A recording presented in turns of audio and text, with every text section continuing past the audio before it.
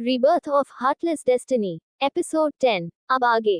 वेद जो कल्याणी आईजी के गले लगे हुए था, तभी बाहर से अंदर आती अनामिका ने आते ही तुरंत वेद को हटाते हुए खुद कल्याणी जी के गले लग गई। कल्याणी जी अपनी प्यारी पोती को देखकर बहुत खुश हो गईं। वही वेद हैरानी से उसे देखने लगा। भला ये क्या बात हुई अंडस्को। वही अनामिका ने उसे फुली इग्नोर किया और प्यार से कल्याणी जी के गले लगाते हुए उनके गाल पर किस करते हुए कहा, मेरी श्रीदेवी, क्या बात है, दिन ब दिन आपकी खूबसूरती बढ़ती ही जा रही है। हम अंडस्को। अपनी तारीफ सुनकर कल्याणी जी शर्मा गईं। बहुत कुछ भी बोलती है, उन्होंने उसके हाथ पर हल्का सा मारते हुए कहा, जिसे देखकर सब मुस्कुरा दिए। वही वेद का मुंह बन गया, क्योंकि दादी माँ ने अनामिका के आते ही उसे नजरअंदाज कर दिया था, जैसे वो इनविजिबल हो। वह घूरकर अनामिका को देखने लगा, जो उसे ही देखते हुए तिरछी मुस्कान दे रही थी, जैसे इशारों ही इशारों में कह रही हो, मेरी दादी सिर्फ मेरी हैं, और सबसे ज्यादा प्यार भी मुझसे ही करती हैं, इसलिए थोड़ा डिस्टेंस बना के रखिए। वेद उसकी ये बात समझकर चिढ़ते हुए उसे घूर रहा था। वो दोनों आंखों ही आंखों में एक दूसरे से लड़ रहे थे। उसके हाव भाव देखकर सब मंद मंद मुस्कुरा रहे थे, जिससे वेद और चिढ़ गया। उसने गुस्से में मुंह बनाते हुए बोला, सबके सब धोखेबाज हैं यहाँ। मैं बाहर हूँ, जिसे चलना हो आ जाए, मैं वेट नहीं करूंगा। ये कहकर वह पैर पटकते हुए बाहर चला गया। उसका यह अंदाज देखकर सबकी हंसी छूट गई। आज मॉल सबको वहीं ले जाने वाला भी वही था। चाहे कितनी भी नोकझोंक हो जाए अनामिका से, लेकिन वह अपनी बहन से बहुत प्यार करता था, इसलिए हमेशा की तरह आज भी वो उसे शॉपिंग कराने ले जा रहा था। इधर सीता जी ने अनामिका की तरफ देखते हुए कहा, अब मिली है आपको फुर्सत अपने काम से, आपकी तो हमें खबर लेनी होगी। पहले जल्दी चलिए, वरना आपके भाई और चिढ़ जाएंगे, फिर मुझसे मत कहना। इतना कहकर उन्होंने एक नजर सिया पर डाली, जो बड़ी मासूमियत से सबको देख रही थी। सिया, आप यहाँ अकेली अंडस्को क्या करेगी बच्चे? चलिए आप भी कुछ चीजें खरीद लीजिएगा, अकेले बैठे बैठे बोर हो जाएंगी। सिया ने थोड़ा हिचकिचाते हुए पहले सीता जी को देखा, फिर अनामिका की तरफ देखा। अनामिका उसकी हिचक को अच्छे से समझ रही थी। उसने बस हल्की सी पलकें झपकाईं और सिया की तरफ देखते हुए कहा, दीमा सही कह रही हैं, आप भी रेडी हो जाए अंडस्को। सिया ने बस हल्के से अपना सिर हिला दिया। तब तक आरव भी सीढ़ियों से नीचे आ चुका था और तैयार खड़ा था। सिया के साथ चलने की बात सुनकर उसके चेहरे पर एक शरारती मुस्कान आ गई। उसने अनामिका की तरफ देखते हुए कहा, ठीक है प्रिंसेस, मैं बाहर वेट कर रहा हूँ, आप लोग जल्दी आइए। बोलते बोलते उसकी नजर सिया की तरफ ज्यादा थी। अनामिका ने यह बात नोटिस की और बस हल्का सा मुस्कुरा दी। उसने सीता जी की तरफ देखते हुए कहा, माँ, बस मुझे 10 मिनट दीजिए, मैं अभी आती हूँ। सीता जी ने सिर हिला दिया और वही बैठ गई। अनामिका सीधा अपने कमरे में गई। वह अभी भी अपने ऑफिस वाले कपड़ों में थी। उसने क्लोजेट में जाकर कपड़े चूज किया और एक इंडो वेस्टर्न ड्रेस निकालकर वॉशरूम चली गई। कुछ देर बाद फ्रेश होकर और तैयार होकर बाहर आई। उसने अपना फोन चेक किया, जिस पर कुछ नोटिफिकेशन आए हुए थे। उसने ओपन करके देखा, जहां कुछ फोटोज देखकर उसके चेहरे के भाव हल्के से बदले। कुछ पल उन फोटोज को देखने के बाद उसने किसी को कुछ मैसेज टाइप किया और भेज दिया। फिर उसने कुछ सोचते हुए शेरा को फोन किया। उधर से शेरा ने कॉल पिक करते ही कहा, यस बॉस, आगे क्या करना है? अनामिका ने सामने की तरफ देखते हुए सर्द आवाज में कहा, हॉस्पिटल में अपने लोगों को एक्टिव करो, एक भी गलती नहीं होनी चाहिए Shera. I want everything perfect. Shera ने गंभीर होते हुए कहा, बॉस, सब कुछ अंडर कंट्रोल है, कोई गलती नहीं होगी। अनामिका ने बस हम कहकर सिर हिलाया और कहा, गुड फॉर यू अंडस्को, क्योंकि आज की रात कुछ खास होने वाला है, गलती की कोई गुंजाइश नहीं होनी चाहिए। ये कहकर उसने कॉल कट कर दी। उसके चेहरे पर कोई भाव नहीं थे। कोई नहीं जानता था कि वह क्या सोच रही है। वही इतना तो तय था कि आज की रात कुछ तो अलग होने वाला है। अंडस्को। कुछ देर बाद वह नीचे आई, जहां सब उसका इंतजार कर रहे थे। अनामिका को देखकर सीता जी हल्का सा मुस्कुरा दी। उनकी बेटी सच में बहुत खूबसूरत लग रही थी।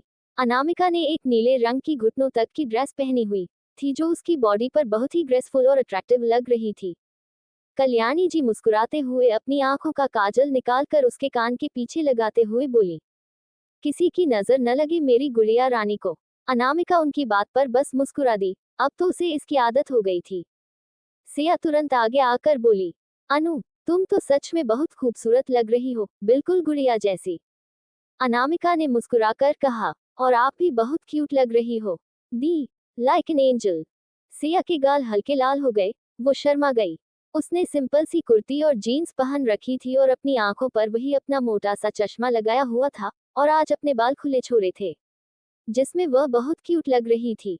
चलो चलो, अब देर हो रही है, जल्दी चलो, सीता जी ने कहा और अनामिका का हाथ पकड़कर आगे बढ़ने लगे।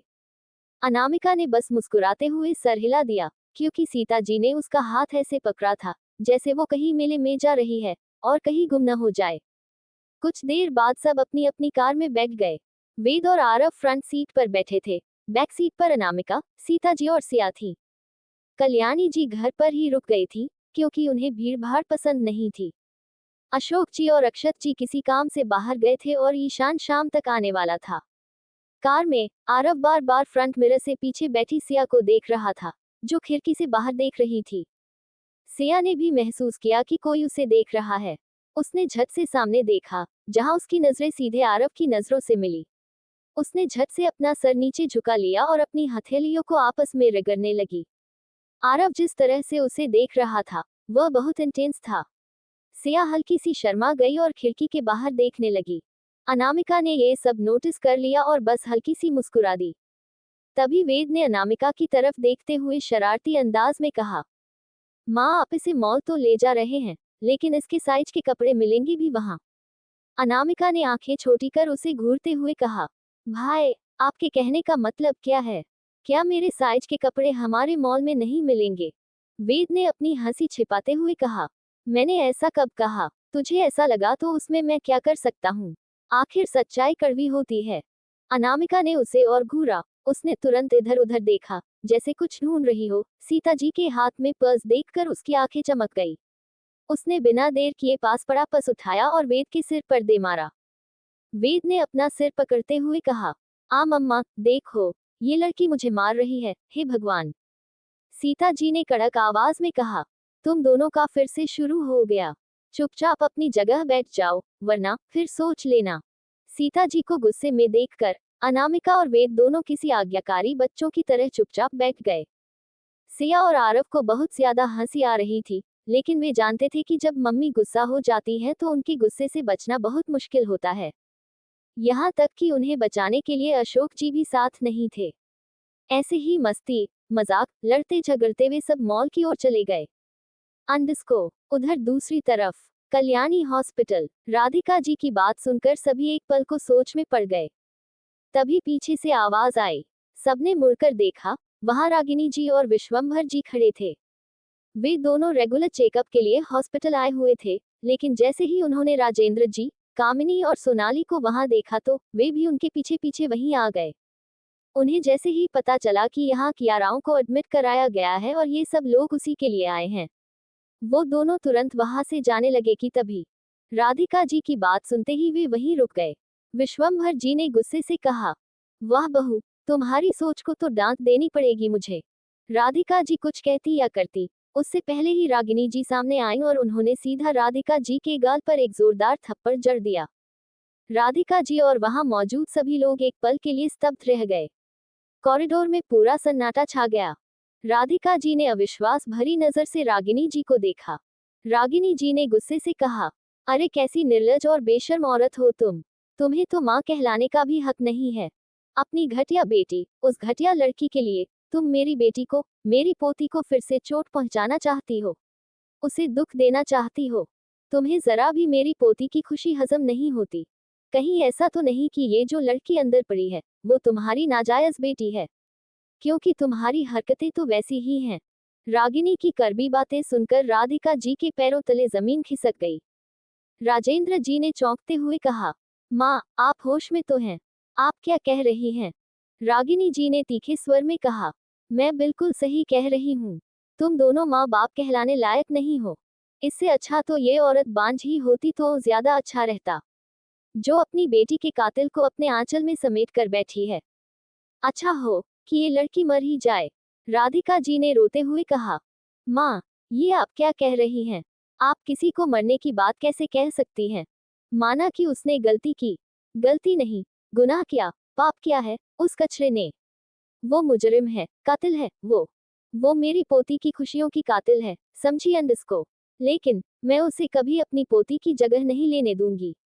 मैं उसे अपने घर की एक फूटी कौड़ी तक नहीं दूंगी। बहुत शौक है ना उसे अपने साथ रखने का तुम्हें, ठीक है, रखो। एक दिन तुम भी बहुत पछताओगी उस लालची लड़की के चक्कर में। तरपो तुम याद रखना, तुम्हारे जैसी माँ होने से अच्छा तो बच्चा अनाथ ही रहे अंडस्को। कहते कहते रागिनी जी की सांसें भारी हो गईं। वे लंबी लंबी सांसें लेने लगी। उनकी हालत को खराब होता देखकर राजेंद्र जी तुरंत उनकी ओर बढ़े।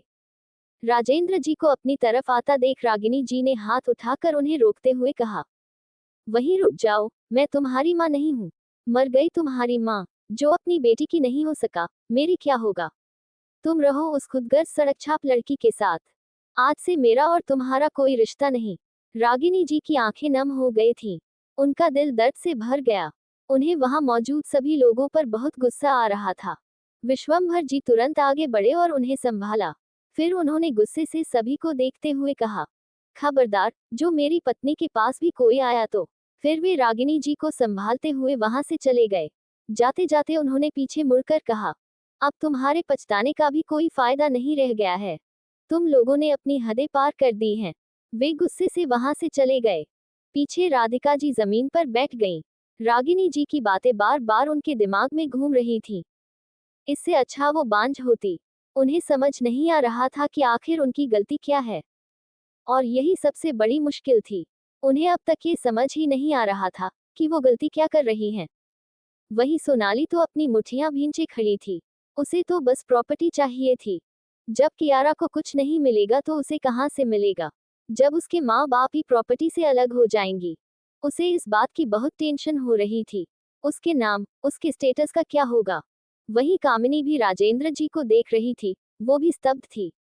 राजेंद्र जी ने राधिका जी को उठाया और पास की कुर्सी पर बैठाया। वे भी कुछ नहीं बोल रहे थे। उनके दिमाग में बहुत सी बातें चल रही थीं। क्या सही है, क्या गलत है, क्या करना चाहिए अंडस्को।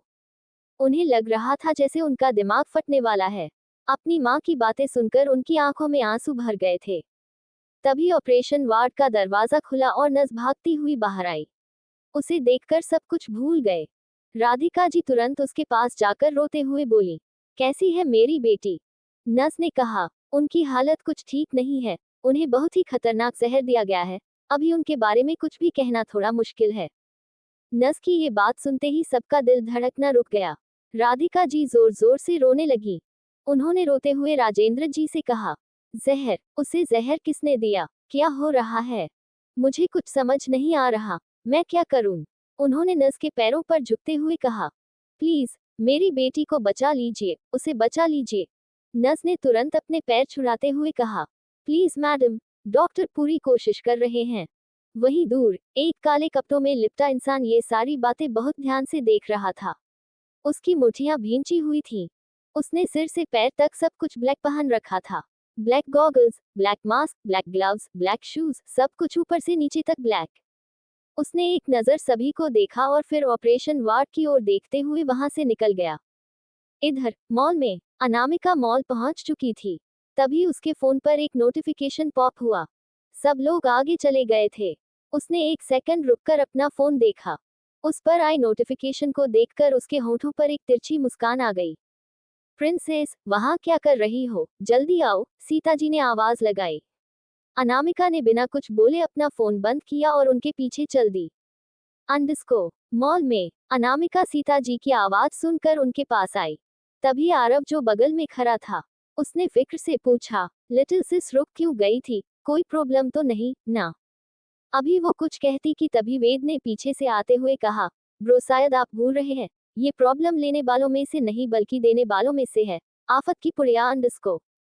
कहकर वो अनामिका को चिढ़ाने लगा।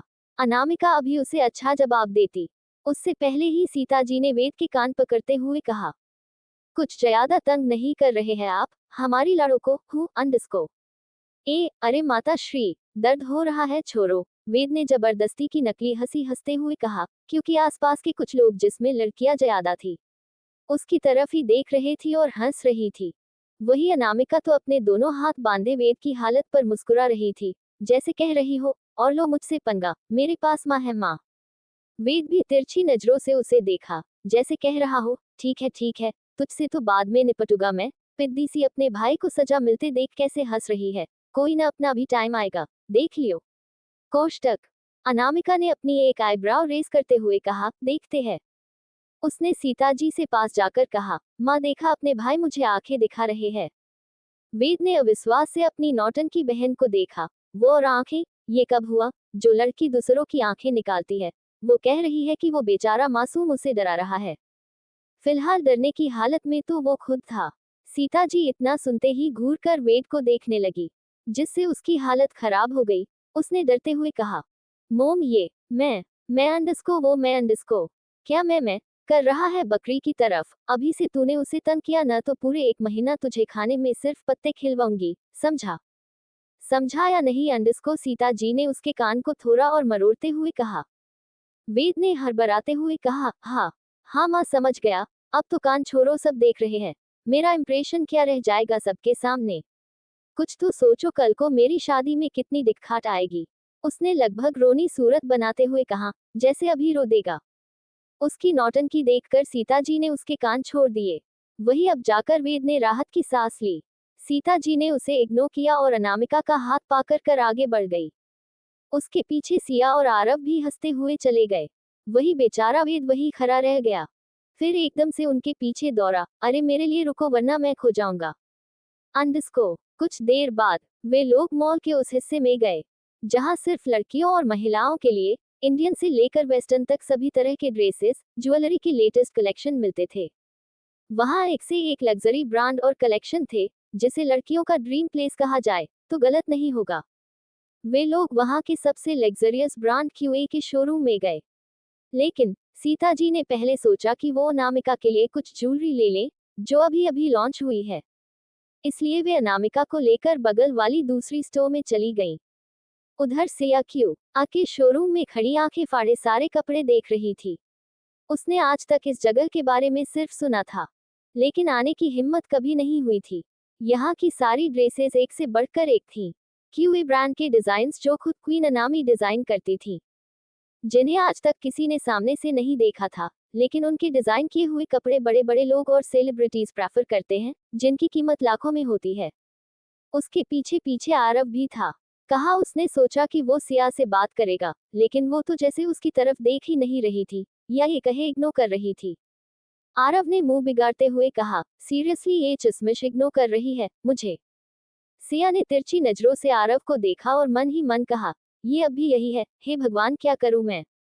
तभी आरव ने कहा, सिर्फ घूमने ही आए हो या कुछ लेना भी है चश्मिश? फिर से चश्मिश? सिया अब चिढ़ गई। उसने अपना चश्मा ठीक किया और घूर कर उसे देखते हुए कहा, मेरा नाम सिया है सीनियर, चश्मिश नहीं अंडस्को। सिया जो आरव की चेस्ट से नीचे आती थी, वो अपने कमर पर हाथ रखे उसे सर उठाकर घूर रही थी। उसकी हाइट आरव के मुकाबले छोटी थी। आरव तो बस उसे देखता रह गया। फिर उसने उसे ऊपर से नीचे तक इंटेंसिटी के साथ देखा, जिससे सिया थोड़ा हड़बड़ा गई और इधर उधर देखते हुए धीमी आवाज में झिझकते हुए कहा, ऐसे क्या देख रहे हैं आप? तुम्हें? अंडस्को। सिया ने चौंक कर सर उठाया। जी, कुछ कहा आपने? हाँ कहा न अंडस्को, आरव ने उस पर झुकते हुए कहा। सिया की सांसें अटक गई। वो थोड़ा पीछे हटते हुए हकलाते हुए चुहिया जैसे आवाज निकालते हुए बोली, क अंडस्को क्या अंडस्को? उसकी धड़कनें तेज हो गई, सांसें ऊपर नीचे होने लगी। वही आरव ने कुछ पल उसकी आंखों में देखा और एकदम से उसके कानों के करीब आकर रुका। उसकी गर्म सांसें सीधा सिया की गर्दन और कान पर पड़ रही थी। सिया की सांसें और तेज और गहरी हो गई, जैसे ये करीबी उसे जला देगी। चेहरे पर पसीने की बूंद छलक आए, आंखें कसकर मिची हुई थी। उसने उन दोनों के बीच इंटेंसिटी पीक पर थी। तभी आरव उसके और करीब जाते हुए बेहद हंसकी आवाज में कहा, क्या तुमने बचपन में कंप्लेन नहीं पिया जो इतनी छोटी हो? Tears of Joy. इतना कहकर आरव एकदम से सीधा खड़ा हो गया और तिरछा मुस्कुराते हुए उसका रिएक्शन देखने लगा। वही सिया जो शायद कुछ और ही समझ रही थी, झटके से अपनी आंखें खोली और हैरानी से आरव को देखा, जो अपनी एक आईब्राव उठाए अपनी मुस्कान दबाए उसे ऐसे देख रहा था जैसे कुछ हुआ ही नहीं। क्या हुआ? ऐसे क्या देख रही हो चश्मिश? कहीं तुम कुछ और तो नहीं सोच रही अंडस्को? ची बेशरम अंडस्को। कहते हुए आरव ने अपने होठों को ढक लिया, जैसे सिया पता नहीं क्या कर रही हो। वही सिया की आंखें फैलकर चौड़ी हो गई। उसके कान, गाल, नाक, पूरा का पूरा चेहरा लाल पड़ गया। वो शर्म से पानी पानी हो गई, आवाज जैसे उसके गले में ही अटक गई। वो हैरानी और गुस्से से मिले जुले एक्सप्रेशन के साथ उसे देख रही थी। उसने बिना कुछ बोले उसे हल्का धक्का दिया और वहां से भाग गई। अरे चश्मिश, रुको तो अंडस्को, आरव ने हंसते हुए कहा और उसके पीछे जाने लगा। तभी उसे एक कॉल आया तो वो एक बार मुस्कुराते हुए उस तरफ देखा जहां सिया गई थी, और फिर स्टोर से बाहर निकल गया। वही सिया भागते हुए एक जगह आकर रुकी। उसने अपने सीने पर हाथ रखे हुए लंबी लंबी सांस लेते हुए कहा, ओएमजी सिया, कितना गंदा दिमाग है तेरा। मैं और वो मुझे कि अंडस्को, नहीं नहीं, मैं कैसे सोच सकती हूँ ऐसा। पर मेरी धड़कने, अरे तुम इतना धारक क्यों रहे हो यार, आज ही हार्ट अटैक आ जाना है मुझे। और वो सीनियर कितने पागल और बेशर्म है, नहीं तो। वो सोचने लगी जब आरव उसके करीब झुका था। वो सोचकर ही उसके गाल टमाटर की तरह लाल हो गए। तभी सिया ने अपना दिमाग झटका और कैपरे देखने लगी। तभी उसका ध्यान पास ही एक गाउन पर गया।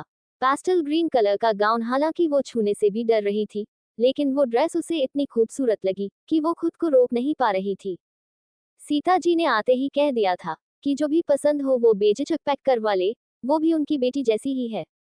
वही सिया उस पेस्टल ग्रीन कलर के गाउन को अपने हाथों में लेकर चेक कर रही थी कि साइड में खड़ी स्टाफ गर्ल ने मुस्कुराते हुए कहा, मैम, आपकी चॉइस सच में बहुत अच्छी है, ये आप पर बहुत अच्छा लगेगा।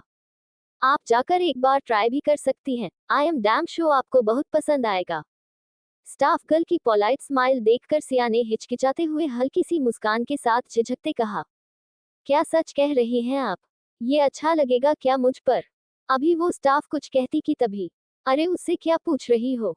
मैं बताती हूँ, तुम इस ड्रेस को पहनकर गंदा करने की जरूरत नहीं है फटीचर लड़की। सिया और स्टाफ गर्ल ने मुड़कर देखा। वहां कोई और नहीं, सोनाली थी। उसे वहां देखकर वो चौंक गई और डर भी गई, क्योंकि सोनाली के साथ उसकी दो दोस्त राइमा और साइमा भी थी, जो उसकी दो चमचियां थी। राइमा ने सिया के हाथ से वो गाउन छीनी और कहा, ना शक्ल है, ना अक्ल है, फिर भी लोगों में इतनी शर्म नहीं कि मुंह उठाकर इतने महंगे शोरूम में आ जाती हैं। साइमा ने भी सिया का मजाक उड़ाते हुए कहा, तुमने खुद को कभी आईने में देखा है? पैंडा जैसी हो, और क्या तुम ये ड्रेस पहनकर फाड़ना चाहती हो? इसकी प्राइस जानती हो कितनी है? पूरे 5 लाख की है। कभी तूने कभी देखे भी है 5 लाख? सोनाली बस हाथ बांधे हंसते हुए मजा ले रही थी। उसे बहुत अच्छा लग रहा था सिया का मजाक उड़ाना। जब से सिया आरव राजवंश के साथ गई थी, उसे उससे तब से जलन हो गई थी। वो तो बस मौका ढूंढ रही थी सिया को नीचा दिखाने का, जो आज मिल गया। सोनाली अस्पताल से कब की आ गई थी, उसे वहां सबका फालतू मेलोड्रामा देखने में कोई इंटरेस्ट नहीं था। इसलिए वो बहाना बनाकर सीधा अपने दोस्तों के साथ शॉपिंग पर आ गई थी। पैसों की तो कमी थी नहीं, क्योंकि वो तो राठौर कॉर्पोरेशन के बदौलत उसके कार्ड भरे ही रहते थे। वहीं सिया, साइमा और राइमा की बातें सुनी तो उसकी आंखें नम हो गईं। उसे बहुत शर्म आ रही थी और बहुत इंसल्टिंग फील हो रहा था। वहीं वो स्टाफ गर्ल को भी उन तीनों लड़कियों का एटीट्यूड बिल्कुल पसंद नहीं आया, लेकिन वो इस स्टोर की कस्टमर थी और जब तक वो कोई नुकसान न पहुंचाएं, वो कुछ कर नहीं सकती थी। तभी सिया ने हिम्मत करके कहा, मुझे तुम लोगों से कोई मतलब नहीं है, तो क्यों मेरे पीछे पड़ी हो? मैंने तो तुम्हें कुछ नहीं कहा, और वो ड्रेस मैंने पहले देखी है, तुम ऐसे छीन नहीं सकती मुझसे। सोनाली उसकी बात सुनकर तिलमिला गई और दांत पीसते हुए बोली, यू बाय हेच, लगता है अपनी औकात भूल गई है तू, जो हमें पलट कर जवाब दे रही है। अनाथ लड़की, जो पैदा होते ही अपनी माँ को खा गई, मनहूस कहीं की। और क्या कहा तूने? ये ड्रेस तू लेगी? वाह बेहन जी, 500 के कपड़े पहनकर तू 5 लाख की ड्रेस लेगी? ये ड्रेस अब मेरी है और इसे मैं ही लूंगी, समझी? राइमा ने सोनाली का साथ देते हुए कहा, हाँ सोनाली, ये ड्रेस तो तुम पर बहुत अच्छी लगेगी, न कि इस बेहन जी पर, जो दूसरों की चीजें छीनने पर लगी रहती है। लगता है इसकी माँ भी ऐसी ही होगी, घटिया। साइमा और राइमा एक दूसरे को हाई फाइव देकर हंसने लगी। सोनाली की इतनी कड़वी बातें सुनकर सिया की आंखों से झरझर आंसू बहने लगे। ये माँ वाली बात उसे सबसे ज्यादा ट्रिगर करती थी। उसे गुस्सा भी आ रहा था। तभी अचानक से उसे अनामिका की एक बात याद आई, जो उसने उससे कही थी, दी, कभी भी खुद को इतना नीचे मत गिराओ कि सामने वाला आपका फायदा उठा ले। क्योंकि जितना आप डरोगी, लोग आपको उतना ज्यादा डराएंगे और नीचा दिखाएंगे। जरूरी नहीं कि हीरोइन को बचाने के लिए हमेशा हीरो का ही इंतजार किया जाए। इसलिए खुद को इतना मजबूत बनाओ कि कभी भी आपको अपने हक के लिए लड़ने के लिए किसी तीसरे की जरूरत न पड़े। बाकी मैं तो हूं ही आपके साथ, और हमेशा रहूंगी। अच्छा, तू हमेशा मेरे साथ रहेगी अनु, सिया ने मुस्कुराते हुए कहा। हम प्रॉमिस, अनामिका ने हल्की मुस्कान के साथ कहा। तो ठीक है, मैं भी खुद के लिए लड़ूंगी और किसी के आगे नहीं झुकूंगी अब से, बिल्कुल तेरी तरह। सिया ने प्राउडली अपना सर उठाते हुए कहा। ये हुई ना बात मेरी दी, दैट्स लाइक माई क्यूटीपाई सिस्टर। ऐसा कहकर अनामिका ने उसके गाल खींच लिए, जिससे सिया ने मुंह फुला लिया था। फिर दोनों ही हंसने लगे। सिया एकदम से अपनी सोच से बाहर आई। उसकी आंखों में अब डिटर्मिनेशन और थोड़ी सी हिम्मत साफ दिख रहा था। वहीं थोड़ी दूर अनामिका खड़ी थी। वो शॉप से बाहर आ गई थी। अंदर वेद सीता जी के साथ था और उसने जबरदस्ती अनामिका को इधर उधर घूमने के लिए कहा था, क्योंकि उसे सीता जी से कुछ बातें पूछनी थी और कुछ सरप्राइज भी लेने थे। खैर, अनामिका ने भी उसकी बात मानकर बाहर आना सही समझा, नहीं तो उसका भाई पता नहीं क्या ही करता। खैर, तो वो सिया के पास आने लगी, लेकिन सोनाली और उसकी चमचियों को देखकर वहीं रुक गई। वो देखना चाहती थी सिया क्या करती है। उधर सिया तुरंत आगे बढ़ी और हिम्मत करके राइमा के सामने जा खड़ी हुई। राइमा ने उसे गुस्से से घूरते हुए देखा और एटीट्यूड से कहा, क्या हुआ, घूर क्यों रही है, खाएगी क्या या चटाक अंडस्को। रईमा का चेहरा एक तरफ हो गया। वहीं सभी ने अपने मुंह पर हाथ रख लिए। साइमा और सोनाली तो सदमे में चली गईं। सोनाली की तो आंखें भी बड़ी हो गईं, क्योंकि ये पहली बार था जब सिया ने ऐसा कुछ किया। राइमा अपने गाल पर हाथ रखते हुए गुस्से से अपना सिर उठाए और घूरते हुए कहा, यू बाय हेच, तेरी इतनी हिम्मत कि तूने साइमा अग्रवाल को थप्पड़ मारा, और तुम्हारी हिम्मत कैसे हुई मेरी माँ के बारे में ऐसे बात करने की। सिया ने भी गुस्से से कहा, अब चाहे जो हो, वो पीछे नहीं हटेगी। वहीं अनामिका दूर से ये सब देखकर हल्का सा मुस्कुरा दी। फाइनली, आप खुद के लिए स्टैंड लेना सीख गई दी। आपको मेरी कही बात याद रही। उधर सोनाली ने भी गुस्से से कहा, हाउ डरे यू, तुम्हारी हिम्मत कैसे हुई मेरे फ्रेंड को मारने की। सिया ने उसके हाथ से वो ड्रेस खींचते हुए कहा, अब समझ आया तुम्हें। अब तो सोनाली का पारा हाई हो गया। उसने अपने खाली हाथों को देखा, जिनसे सिया ने वो गाउन खींच लिया था। तुझे अभी बताती हूँ मैं, तू रुक, कहकर उसने राइमा साइमा को इशारा किया। वो तीनों तुरंत सिया से वो ड्रेस छीनने के लिए आगे बढ़ी, लेकिन सिया ने भी मजबूती से पकड़ा हुआ था। उसने अपना चश्मा ठीक किया और गुस्से से अपने लाल हुए चेहरे के साथ ड्रेस छीनने से रोकने लगी। वहीं अब तक सभी स्टाफ वहां आ चुके थे और इतनी महंगी ड्रेस को खींचता देख उनकी जान सूख गई। स्टाफ गर्ल ने परेशान होते हुए और डरते हुए कहा, मैम प्लीज लड़ना बंद करिए, ये ड्रेस फट जाएगी प्लीज। लेकिन वो तीनों तो सुन ही नहीं रही थी। बात अब ईगो पर जो आ गई थी। लेकिन तभी चर्र अंडस्को एक पल के लिए वहां सन्नाटा पसर गया। वो 5 लाख की लेटेस्ट डिजाइन की ड्रेस अब 5 रुपये की भी नहीं बची थी। सभी स्टाफ की आंखें फटी रह गईं, क्योंकि सिया के हाथ तो खाली थे, लेकिन वहीं राइमा और सोनाली के हाथ में ड्रेस के फटे हुए पीस थे। हालांकि नेट की होने के कारण वह आगे और पीछे से पूरी तरह फट चुकी थी। तभी एक स्टाफ ने चिल्लाते हुए कहा, ये क्या किया आप लोगों ने। उसकी बात सुन सब होश में आए। वहीं रईमा ने झट से घबराते हुए ड्रेस को छोड़ दिया, जिससे अब ड्रेस सोनाली के हाथ में थी। वो आंखें बड़ी किए उस ड्रेस को देख रही थी। आवाज सुनकर वो भी होश में आए और गुस्से से बोली, मैंने कुछ नहीं किया है समझी। ये सब इन लोगों की गलती है और खासकर इस सिया की। उसने सिया की तरफ इशारा किया। सिया को डर लग रहा था। जोश में उसने ड्रेस ले तो ली थी, लेकिन 5 लाख वो कहां से लाएगी। वो डर से अपने हाथों को मसलने लगी। उसे बहुत बुरा लग रहा था उस ड्रेस को देखकर जो क्यूआर की डिजाइन की हुई थी। इतनी भीड़ देखकर एक स्टाफ ने जल्दी सजाकर मैनेजर को सिचुएशन एक्सप्लेन कर दी थी, जिससे मैनेजर का पारा हाई हो गया। आज उसकी बॉस यहाँ मौजूद थी, वो उसके बारे में क्या सोचेगी। यही सोचकर वो जल्दी जल्दी वहां पहुंची और सोनाली और साइमा पर थोड़ा बिफरते हुए कहा, मैम सबने देखा कि ड्रेस का नुकसान आपने किया है। आप जबरदस्ती दूसरे कस्टमर से उनकी चुनी हुई ड्रेस ले रही थी। अब आपको ड्रेस की पूरी पेमेंट करनी पड़ेगी।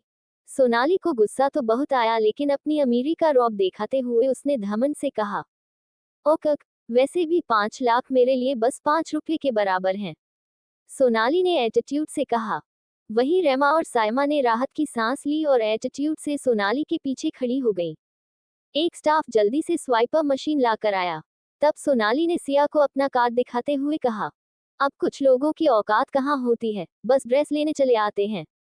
ऐसे गरीबों को यहाँ एंट्री ही नहीं देनी चाहिए। लाओ तुम्हारा सस्ता सा स्कैनर। वैसे तो ये ड्रेस 5 लाख की लायक नहीं है, लेकिन ठीक है, तुम्हें भी दान की जरूरत होगी। उसकी बात सुन सभी स्टाफ को बहुत गुस्सा आया।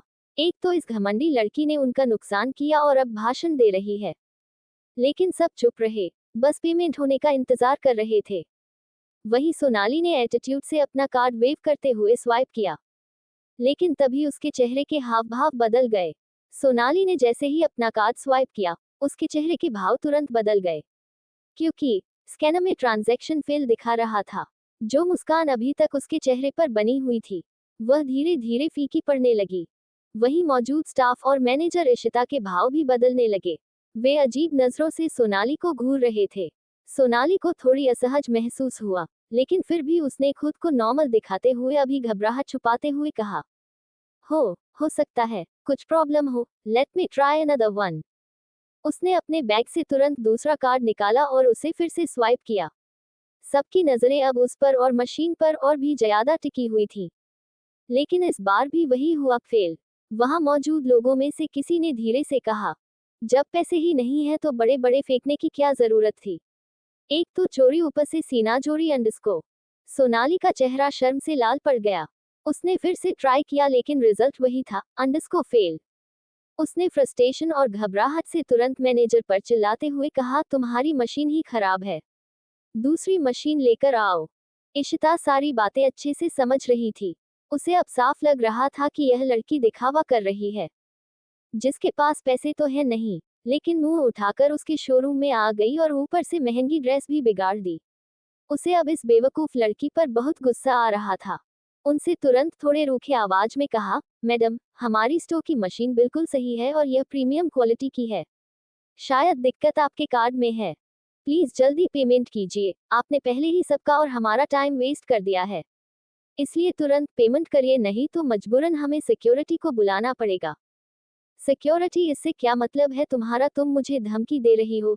तुम जानती नहीं हो मुझे, सोनाली राठौर हूँ मैं, समझी? 1 मिनट में तुम्हारा स्टोर खरीद सकती हूँ, उसने चुटकी बजाते हुए मैनेजर से कहा। लेकिन इशिता ने बिना किसी भाव के कहा, आप कोई भी हो वो बात की बात है, लेकिन अपने जो हमारा नुकसान किया है, उसकी भरपाई तो आपको करनी ही पड़ेगी। So please अंडरस्को। इशिता का ऐसा टोन सोनाली को पसंद नहीं आया। वही ये सुनकर साइमा और राइमा की भी हालत पतली हो गई, क्योंकि अब उन्हें लगने लगा था कि कहीं पैसे सच में न हो, लेकिन ऐसा कैसे हो सकता है। इसलिए उसने इशिता की घिन से देखते हुए तेज आवाज में कहा, सोनाली, तुम पेमेंट करके तुरंत इसके मुंह पर मारो। हिम्मत कैसे हुई इनकी तुम्हारी इंसल्ट करने की।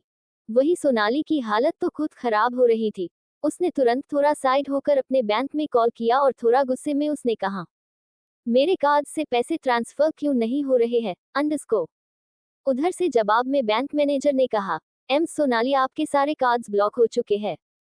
सोनाली की आंखें चौड़ी हो गई। उसे लगा उसने कुछ गलत सुन लिया है। उसने फिर सर मैनेजर पर बिफरते हुए कहा, आर यू लॉस्ट मैनेजर? क्या तुम पागल हो गए हो? ये क्या बकवास कर रहे हो? कार्ड्स ब्लॉक हो गई? तुम्हारी मशीन खराब हो गई है क्या? देखो, मेरा कार्ड ब्लॉक नहीं है, समझे? मैनेजर ने कहा, मैडम, आपके कार्ड वाकई ब्लॉक हो चुके हैं और यह आपकी कंपनी की तरफ से हुआ है। इसमें हम कुछ नहीं कर सकते। अगर आपको और किसी जानकारी की जरूरत है तो हम आपकी मदद कर अंडस्को। सोनाली ने कॉल काट दिया अंडस्को। उसे समझ ही नहीं आ रहा था कि अब वह क्या करे और क्या नहीं। सच तो यह था कि उसके पास पैसे भी नहीं थे और वह किसी से मांगे भी तो किससे।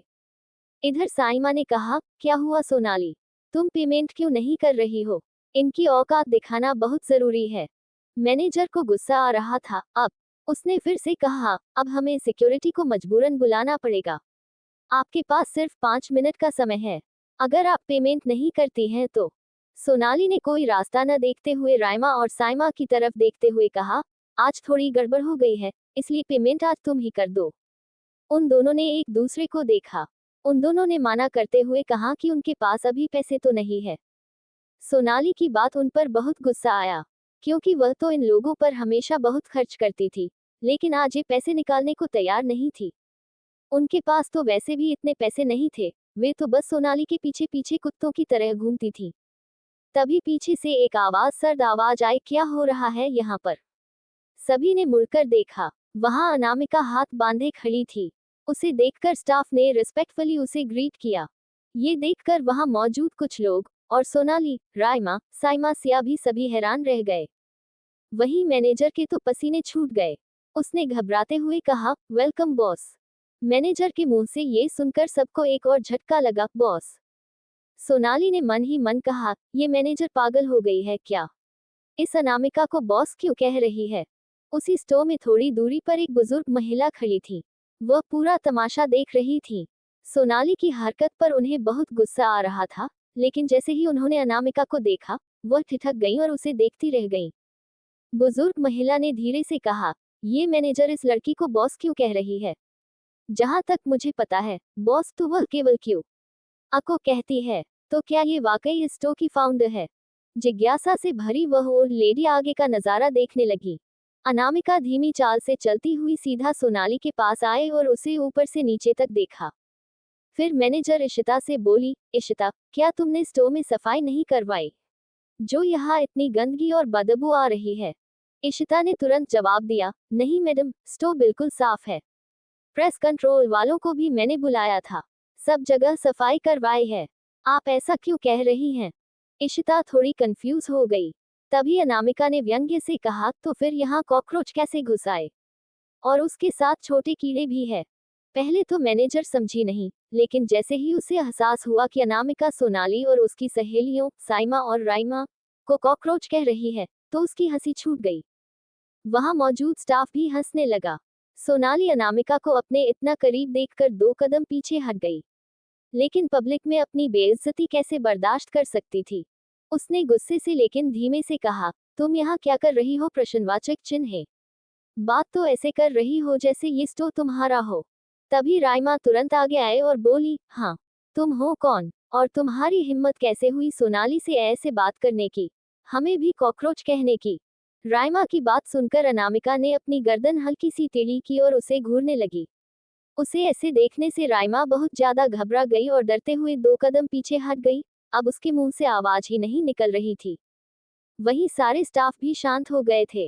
वह बूढ़ी औरत बहुत ही जिज्ञासा से अनामिका को देख रही थी। उसे ये छोटी खूबसूरत लड़की बड़ी अच्छी लग रही थी। तभी अनामिका ने अनजान बनते हुए मैनेजर इशिता से पूछा, what's the problem Ishita underscore? Ishita तुरंत आगे आए और उसने अनामिका से कहा, बॉस, इन लोगों ने आपकी लेटेस्ट डिजाइन की ड्रेस को जबरदस्ती कस्टमर से छीन लिया। उन्होंने पहले ही ड्रेस पसंद की थी, लेकिन उन्होंने उसे जबरदस्ती लिया, फाड़ भी दिया, और अब जब पेमेंट करने की बारी है तो ये पेमेंट भी नहीं कर रही हैं। बार बार बहाने बना रही हैं कि हमारी ही मशीन फेल हो गई है। अनामिका ने अपनी आईब्रो सिकोड़ ली। सोनाली तो सदमे में थी। अंडरस्को क्या? अनामिका यानी बॉस अंडरस्को मतलब क्या? ये सोचकर वह अंदर से डर गई, क्योंकि का कोई छोटा मोटा नाम नहीं था, वह इतनी बड़ी ब्रांड की फाउंडर थी। उसने हकलाते हुए कहा, तुम इसे बार बार बॉस क्यों कह रही हो? ये तो बस एक आम लड़की है। तुम मुझे डराने की कोशिश क्यों कर रही हो? ये का अंडरस्को नहीं, बिल्कुल नहीं। मैनेजर इशिता ने एक बार अनामिका की तरफ देखा और कुछ इशारा पाते हुए उसने साफ कहा, मिस, यही हमारी बॉस हैं। यह इनका स्टोर है और जो ड्रेस अपने फ्री है, वह भी इनकी ही डिजाइन की है। ये सुनते ही पूरे स्टोर में जैसे सन्नाटा छा गया। वहां ज्यादातर स्टाफ थे, लेकिन कुछ लोग थे जिन्होंने आज तक ऐसे पब्लिक मेका को नहीं देखा था। वही ये जानकर कि सामने खड़ी छोटी लड़की ही क्यूए है, जो वर्ल्ड फेमस है, उन्हें यकीन करना मुश्किल था, लेकिन सारे स्टाफ और मैनेजर की रिस्पेक्ट देखकर उन्हें यकीन हो गया था। वही ओल्ड लेडी तो आंखें फैलाकर बस अनामिका को देख रही थी। उसे भी यकीन नहीं हो रहा था, इतनी छोटी लड़की का की फाउंडर अंडरस्को। सोनाली और राइमा सोमा के तो पैरों तले जमीन खिसक गई। अंडरस्को, ये कैसे हो सकता है? ये कैसे पॉसिबल है? ये तो कॉलेज स्टूडेंट लगती है और इतनी बड़ी आइडेंटिटी। अब वो यहाँ से भाग जाना चाहती थी। सिया तो सदमे में एक तरफ खड़ी थी। उसे समझ नहीं आ रहा था कि जिस स्टोर में वह खड़ी है, जिस ड्रेस को वह लेना चाहती है और जिसकी वह इतनी बड़ी फैन है, वह और कोई नहीं, उसकी बहन है। वह खुश भी थी, हैरान भी और बहुत बुरा भी महसूस कर रही थी कि उसकी बहन का बनाया हुआ इतना अच्छा ड्रेस कहीं न कहीं उसके कारण भी खराब हो गया। अनामिका ने अब सोनाली की तरफ देखते हुए ठंडे स्वर में कहा, पहले तो मुझे ये समझ नहीं आ रहा था कि कॉकरोच भी इतने महंगे ड्रेस पहनते हैं। Cold sweat smile. और जब तुम्हारी खरीदने की औकात ही नहीं है मिस कॉकरोच, तो तुम यहाँ क्यों आए हो गंदगी फैलाने अंडरस्को? क्या तुम्हारे बाप ने इतना भी नहीं सिखाया है तुम्हें अंडरस्को? जितना चादर हो पैर उतने ही फैलाने चाहिए अंडरस्को टीसीएच अंडरस्को टीसीएच। लेकिन तुम तो हो कॉकरोच बुद्धि, समझ कहाँ ये आएगी। इसलिए अब शांति से 25 लाख पेमेंट करो और निकलो यहाँ से। 25,000,000 सुनकर सोनाली का दिमाग खराब हो गया। उसकी आंखें फैल गई और वह बस अनामिका को अपनी फटी आंखों से देखने लगी। किसी को समझ नहीं आ रहा था कि 25,000,000 कैसे। उसने हकलाते हुए कहा 25,000,000। पर यह ड्रेस तो 5 लाख की ही थी, तो 25 लाख क्यों दूं? 5 लाख मेरे लिए कोई छोटी मोटी रकम नहीं है। अनामिका ने आराम से जवाब दिया, 5 लाख उस ड्रेस की कीमत है, लेकिन तुमने जो नुकसान पहुंचाया है मेरी ब्रांड की रेप्यूटेशन को, और हमारे स्टोर में आकर हमारी इतनी महंगी ब्रांड की इज्जत को ठेस पहुंचाई है, उसके 15 लाख पेनल्टी और हमारी स्टाफ के साथ बदतमीजी और ग्राहकों को परेशान करने के लिए 5 लाख, कुल मिलाकर 25 लाख।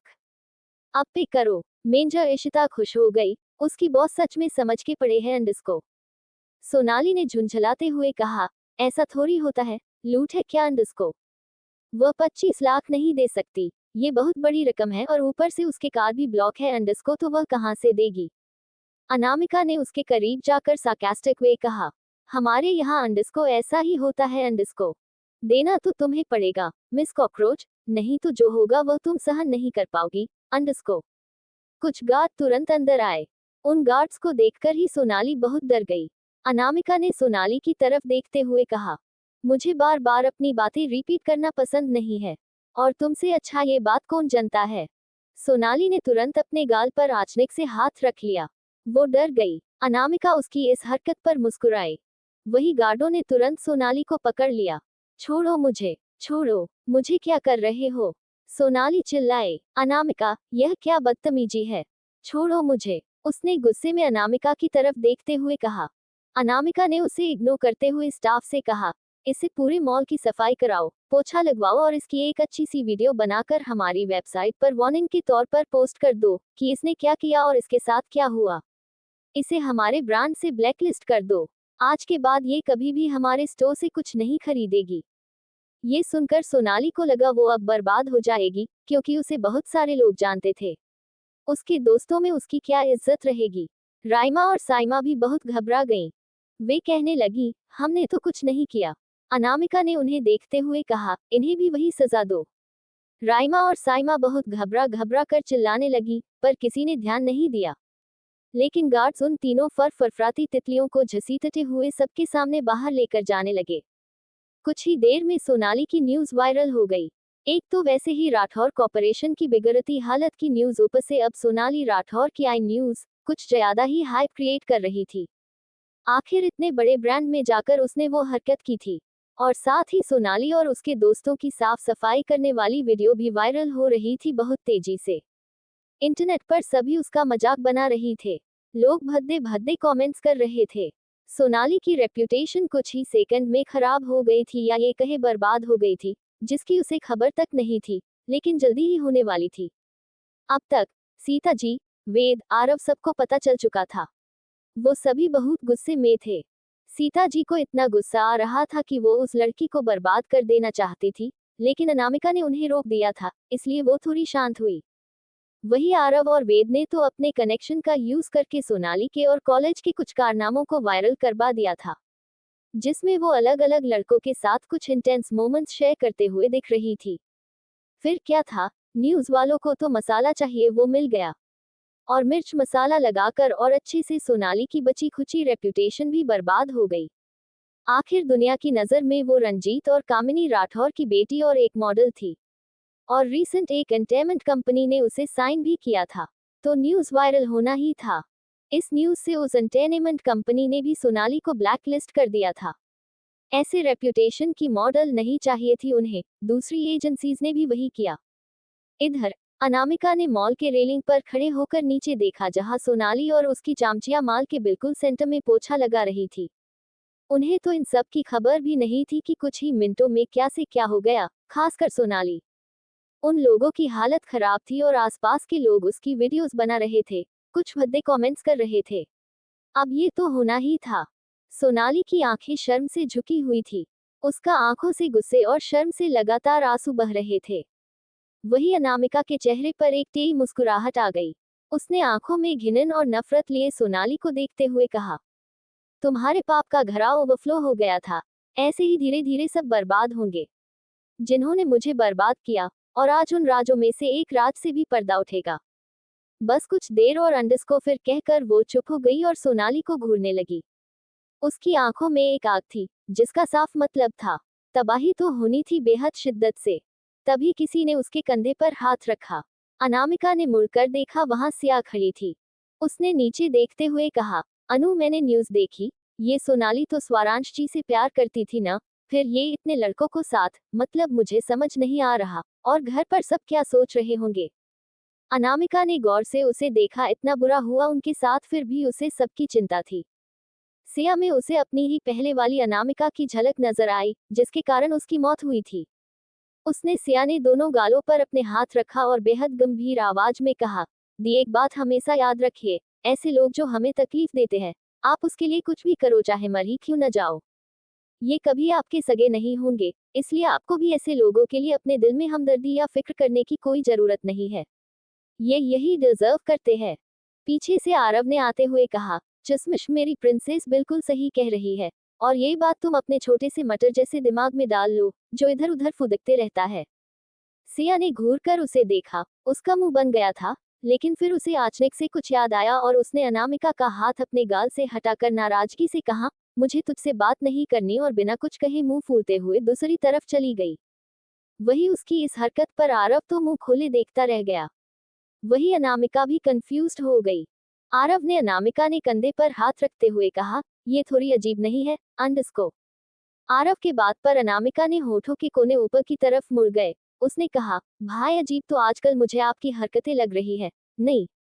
आरव एकदम से हड़बड़ा गया और उसे देखते हुए अनजान बनते हुए बोला, अजीब, मैंने क्या किया प्रिंसेस अंडस्को। अनामिका ने उसके कंधों पर हाथ रखते हुए कहा, इतना आउट ऑफ द सिलेबस वाले फेस बनाने की जरूरत नहीं है।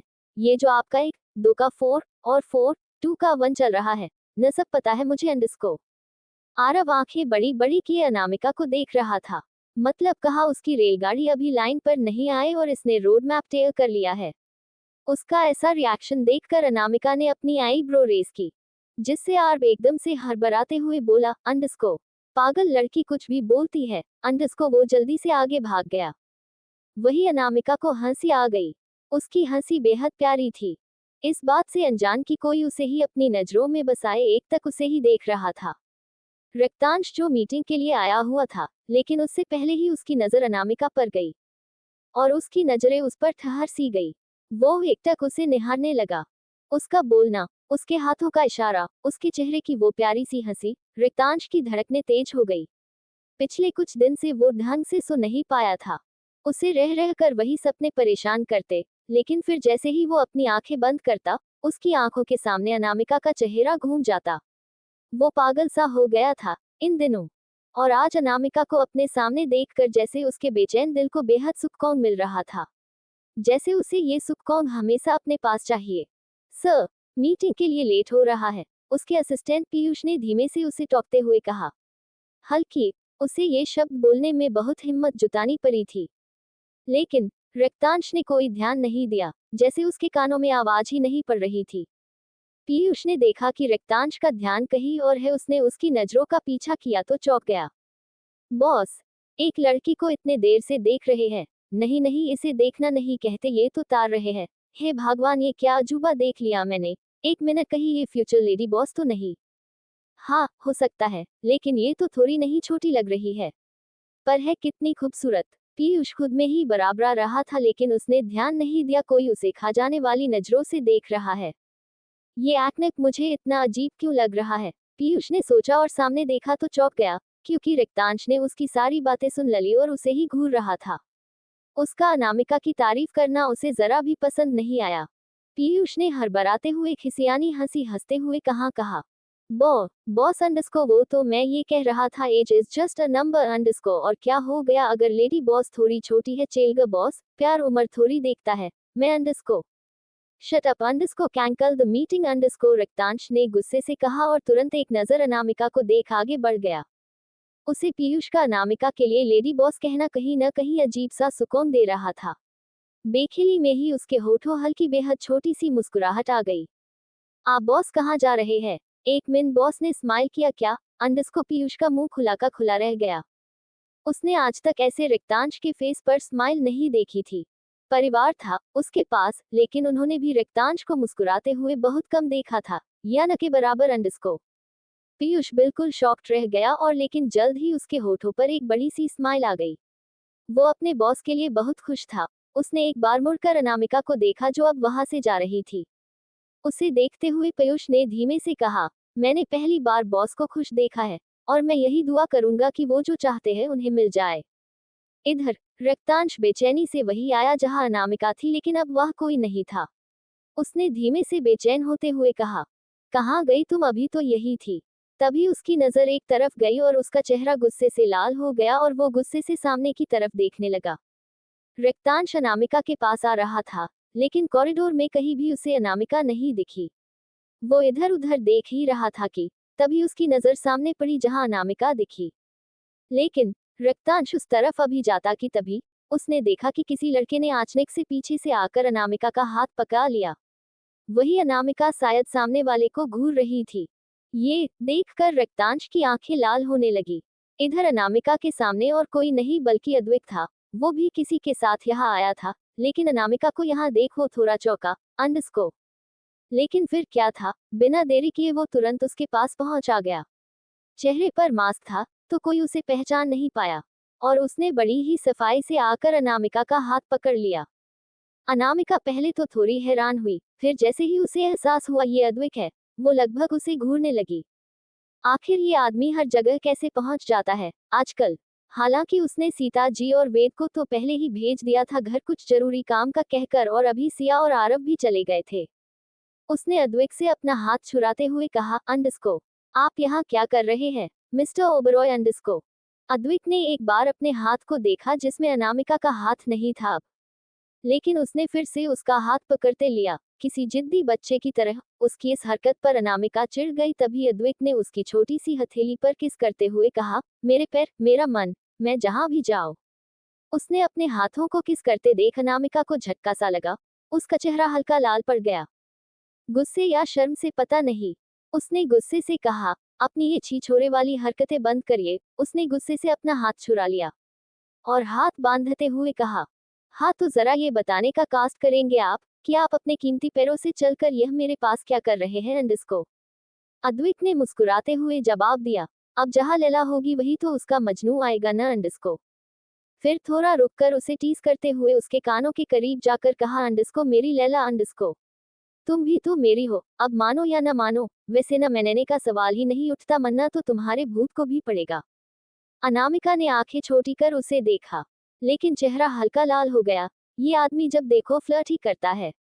उसने उसे देखा और हाथ बांधते हुए कहा, मिस्टर रॉकस्टार, लगता है अपने फ्लिटिंग में पीएचडी कर रखी है, जो हमेशा आपके मुंह से उलझुल बातें ही चलती रहती है। इतना कहकर वो आगे बढ़ गई।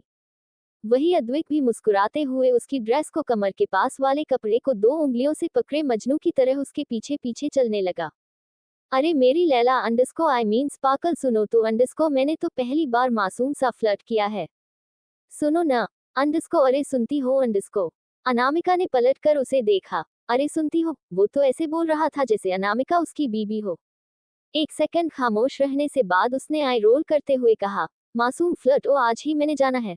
फ्लर्ट करने के भी प्रकार होते हैं अंडरस्को। फिर उसने गुस्से से कहा, अपनी मासूम फ्लिटिंग कहीं और ही देखा है, मैं आपकी बीबी नहीं हूँ। वो गुस्से से आगे बढ़ गई और अद्वैत ने मुस्कुराते हुए उसे टीस करते हुए कहा, नहीं हो तो क्या हुआ, मैंने तो मन से तुम्हें अपनी बीबी बना भी लिया है। अरे बीबी जी, पत्नी जी, सुनो न अंडरस्को। वो उसके पीछे पीछे हंसते हुए भागा।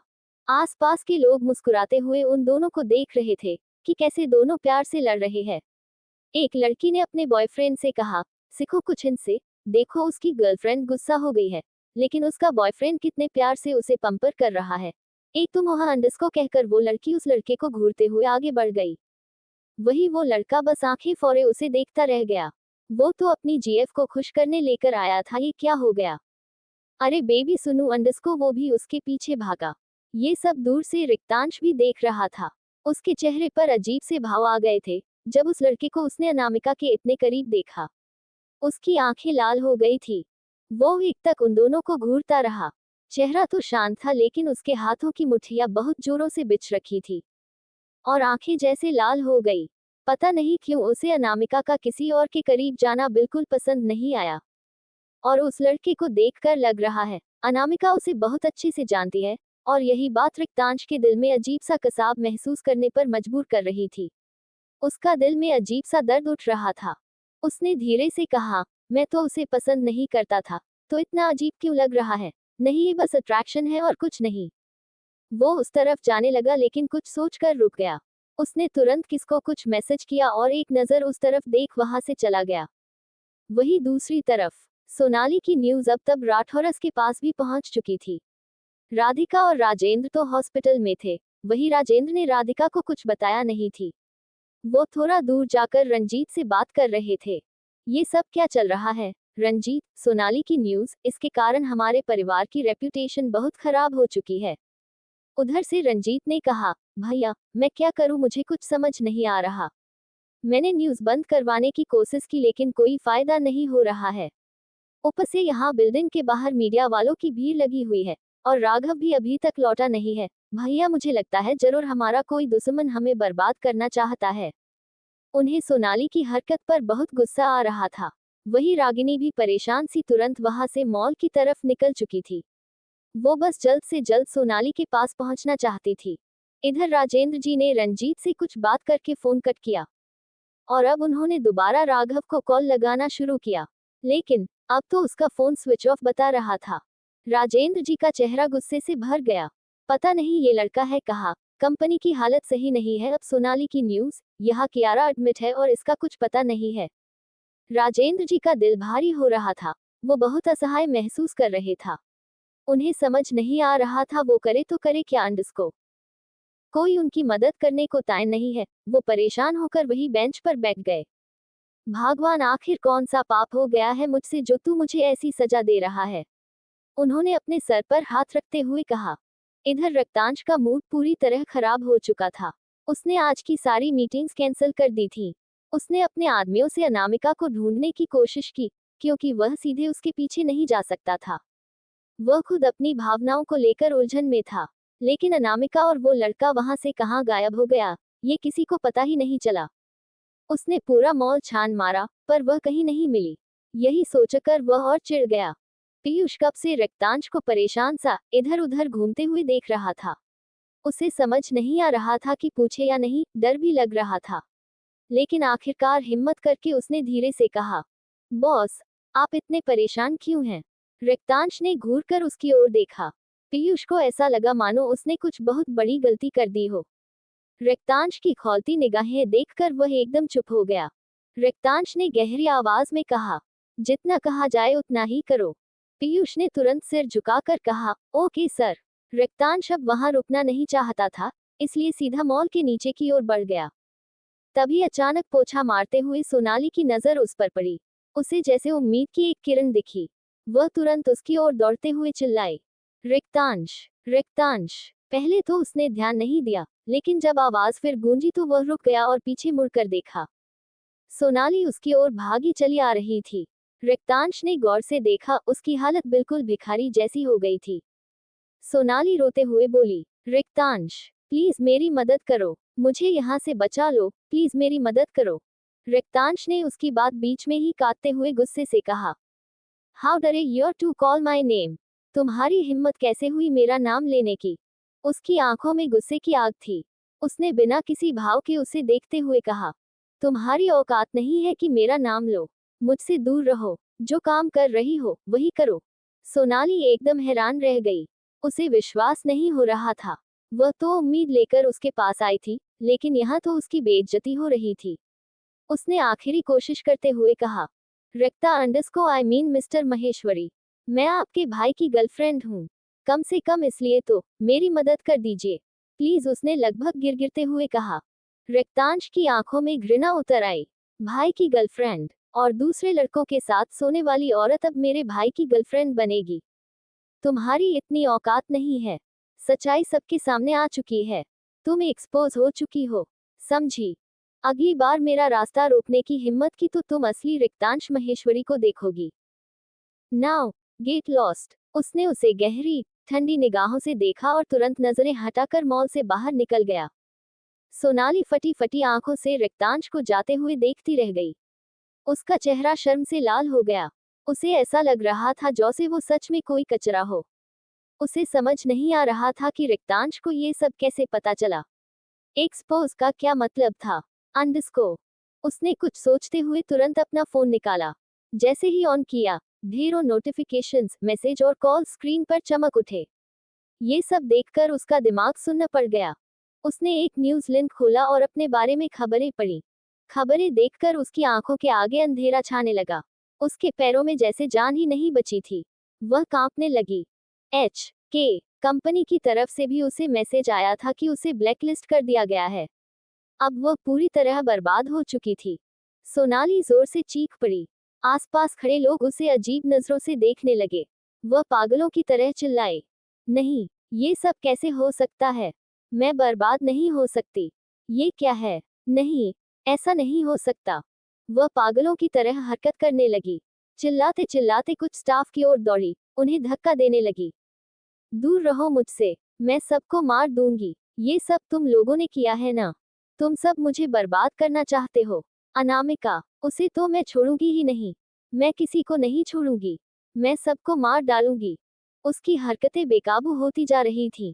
एक स्टाफ ने तुरंत किसी को कॉल किया और मदद मांगी। सभी लोगों ने मिलकर सोनाली को पकड़ा और रस्सी से बांध दिया, क्योंकि वह सब पर हमला कर रही थी और चीजें फेंक रही थी। मॉल में अफरा तफरी मच गई। लोग डर गए और मॉल के सामान को नुकसान हुआ था। कुछ ही देर में मीडिया वाले भी पहुंच गए और सोनाली की हरकतों का लाइव वीडियो बनाने लगे। वे उसे घेर कर ढेर सारे सवाल पूछने लगे। सोनाली उन पर भी चिल्लाने लगी। तभी वहां व्हाइट कपड़े पहने कुछ डॉक्टर आए। उसे देखते ही सोनाली का दिमाग खराब हो गया, क्योंकि वो पगलों के डॉक्टर्स थे। उसने गुस्से से वहां रखा आवाज उठाकर उनकी तरफ फेंकते हुए चिल्लाई, दूर रहो मुझसे, मैं पागल नहीं हूँ, समझे? तभी पीछे से एक नर्स ने उसे पाकर लिया। सोनाली चटपटने लगी। वो एकदम से होश में आई कि हो क्या रहा है। जब तक वो समझती उसे अपने गर्दन पर कुछ चुभता हुआ महसूस हुआ। ये अंडस को क्या दिया? अंडस को है, मैं पागल अंडस को नहीं हूँ। कहते कहते वो बेहोश हो गई। अंडस को। अद्विक और अनामिका फिलहाल कार में थे। शाम होने को थी, हल्की हल्की हवाएं चल रही थीं। लेकिन वही कार का माहौल बाहर के मुकाबले बिल्कुल उल्टा था। अनामिका के चेहरे से साफ दिख रहा था कि वह कितनी चिढ़ी हुई है। वहीं अद्विक के चेहरे पर हमेशा की तरह वही मुस्कान थी, लेकिन इस बार कुछ अलग था। वही अनामिका कार से बाहर देख रही थी और कुछ समय पहले जो हुआ उसके बारे में सोच रही थी। हुआ ये था कि मॉल से निकलने के बाद अद्विक पूरी तरह से अनामिका को परेशान करने के मूड में था। उसने बिना कुछ कहे अनामिका को तुरंत अपनी गोद में उठा लिया और अपनी कार की तरफ आने लगा। उसने धमकी दी कि अगर वह नीचे उतरी तो वह सड़क पर सबके सामने उसे किस करेगा। और उसने तो लाइव रिकॉर्डिंग भी चालू कर दी थी। अनामिका फिलहाल कोई सीन क्रिएट नहीं करना चाहती थी, क्योंकि वहां मीडिया वाले खड़े थे और अगर उन्हें पता चल गया कि इतना बड़ा सेलिब्रिटी ये सब कर रहा है तो फिर चीजें गड़बड़ हो जाएंगी। जिस चीज पर फोकस होना चाहिए अभी, उस पर नहीं होगा। वह किसी भी तरह से कोई गड़बड़ नहीं चाहती थी, इसलिए मजबूरी में उसे उसके साथ कार में आना पड़ा। यही कारण था कि वह बहुत चिढ़ी हुई थी। उसका दिमाग खराब हो रहा था, जबकि अद्विक अपनी हरकतों पर मुस्कुराए जा रहा था, जैसे उसकी मनमांगी मुराद पूरी हो गई हो। दोनों के बीच की सिचुएशन इस समय ऐसी थी कि अद्विक ने अनामिका का हाथ कसकर अपने हाथ में इंटरलॉक कर रखा था। उसने एक सेकंड के लिए भी उसका हाथ छोड़ा नहीं था और दूसरे हाथ से गाड़ी चला रहा था। अनामिका ने झुंझलाते हुए उसकी ओर देखते हुए कहा, यह आपका बहुत ज्यादा हो रहा है, अब हाथ छोड़िए मेरा। मैं कोई बच्ची नहीं हूं जो भाग जाऊंगी या चलती गाड़ी से कूद जाऊंगी। अद्विक ने बिना उसकी ओर देखे शांत लहजे में कहा, अंडस को बच्ची ही हो तुम, प्यारी सी। और रही बात भागने की, तो मुझे तुम पर भरोसा नहीं है। तुम फिर उस दिन की तरह मुझे छोड़कर भाग गई तो अनामिका ने एकदम से उसकी तरफ देख, उसके चेहरे के एक्सप्रेशन बदल गए, उसने बिना कुछ बोले अपना चेहरा दूसरी तरफ घुमा लिया हो। वह अच्छे से समझ रही थी कि अद्विक किस दिन की बात कर रहा है। वही अद्विक ने मुड़कर उसके चेहरे के भाव को बदलते देखा तो उसके होठों पर एक रहस्यमय मुस्कुराहट आ गई। तभी अनामिका ने बिना किसी भाव के कहा, मुझे फालतू बातें नहीं सुननी है। आप मुझे बताएं हम जा कहाँ रहे हैं, और पहले मेरा हाथ छोड़िए। एक तो आपने जो हरकत की है ना। अद्विक ने उसकी बात को बीच में काटते हुए कहा, मैंने कौन सी हरकत की, स्पार्कल? तुम मुझ पर झूठा इल्जाम लगा रही हो। वैसे भी एक पत्नी को कभी अपने पति पर झूठा इल्जाम नहीं लगाना चाहिए, वरना उसे पाप लगेगा। अनामिका को उसकी बात पर बहुत गुस्सा आया, क्योंकि मॉल में भी वह उसे पत्नी, बीवी और पता नहीं क्या क्या कह रहा था, और अब भी उसकी इस बात पर अनामिका बहुत बुरी तरह ट्रिगर हो गई थी। उसने अद्विक की तरफ देखते हुए कहा, कौन सा पति, कौन सी पत्नी, कौन सा पाप? लगता है आप अपने डेलुलू वर्ल्ड में ज्यादा ही जी रहे हैं, मिस्टर ओबरॉय। जरा असली दुनिया में आंखें खोलकर देखिए। मैं आपकी कोई बीवी नहीं हूं और न कभी होंगी, समझे आप। सपनों की दुनिया से बाहर आइए अंडरस्को। अद्विक ने उसकी इस बात का कोई जवाब नहीं दिया, मगर उसके चेहरे के भाव पूरी तरह बदल चुके थे। उसने अपनी गर्दन हल्की सी तिरछी करके अनामिका को देखा, जो अपनी मुठिया बिछे अपने गुस्से को कंट्रोल करने की कोशिश कर रही थी। वही अद्विक उसे ही देख रहा था। उसकी नजरों में कुछ अलग सा था। कुछ पल उसे देखने के बाद उसने गाड़ी एक सुनसान सी जगह पर रोक दी। अनामिका उसकी इस हरकत से थोड़ा कंफ्यूज हो गई। उसने इधर उधर देखा। शाम ढल रही थी, हल्का अंधेरा फैल चुका था, चारों ओर घने पेड़ थे। वह कुछ कहने ही वाली थी कि तभी उसने देखा अद्विक गाड़ी से बाहर निकल रहा है। अनामिका ने भी तुरंत गाड़ी से बाहर कदम रखा और इधर उधर देखते हुए बोली, ये कौन सी जगह है अंडस्को? उसने इतना ही कहा था कि अचानक उसे झटका लगा, क्योंकि अद्विक ने उसका हाथ पकड़कर बिना किसी वार्निंग के उसे कार से सटाकर खड़ा कर दिया और अपने दोनों हाथ उसके दोनों ओर टिकाकर अपनी गहरी नजरों से उसकी नीली आंखों में गौर से देखने लगा, जैसे कोई शिकारी अपने शिकार को देखता है। अनामिका हैरानी से उसे देखने लगी। उसने अनजाने में ही अपने हाथ को ठीक उसके दिल वाली जगह पर रख दिया। अद्विक ने सर झुकाकर उसके छोटे से हाथों को देखा, जो उसके सीने पर थे। अनामिका ने भी उसकी नजरों को फॉलो किया और तुरंत अपना हाथ हटाना चाहा, लेकिन तभी अद्विक ने उसके हाथों पर अपनी पाकर कस दी। अनामिका की नजरें उसके हाथों से होते हुए उसके आंखों पर टिक गई। उसकी हजेल ग्रीन आंखें उसे अपना ही अक्स दिखाई दे रहा था। उसमें कुछ ऐसा था जिसे देखकर अनामिका की धड़कनें तेज हो गई। ऑफ वाइट शर्ट, जिसके ऊपर के 3 बटन्स खुले हुए थे, जिससे उसकी चोरे झांकता हुआ सीना साफ दिख रहा था, और चाकोल ब्लैक डेनिम था। शर्ट की स्लीव्स मोड़ी हुई थी, जिससे उसकी हाथों की उभरी हुई नसें साफ झलक रही थी। वो इतना ज्यादा कतिलाना लग रहा था जिसकी कोई हद नहीं। अनामिका उसके बाहों के घेरे में बिल्कुल शांति से खड़ी थी। वही अद्विक, जिसकी शरारती मुस्कान सबके सामने उसकी पहचान थी, इस समय बिल्कुल बदल चुका था। उस मुस्कान की जगह उसकी आंखों में अजीब सी गहराई उतर आई थी। उन दोनों के बीच एक अजीब सी खामोशी पसरी हुई थी। दोनों एक दूसरे की आंखों में गहराई से देख रहे थे, जैसे आंखों से ही सवाल और जवाब हो रहे हों। अनामिका ने कुछ कहने के लिए अपना मुंह खोला ही था कि तभी शुश अंडस्को। अद्विक ने उसके गाल पर अपना हाथ रख दिया और अपने अंगूठे से उसके होठों को बंद कर दिया। अब वो उसके बेहद करीब झुका हुआ था। अनामिका की आंखें अनायास ही बंद हो गईं। अद्विक के टच को महसूस करते ही उसके पूरे जिस्म में सनसनी सी दौड़ गई।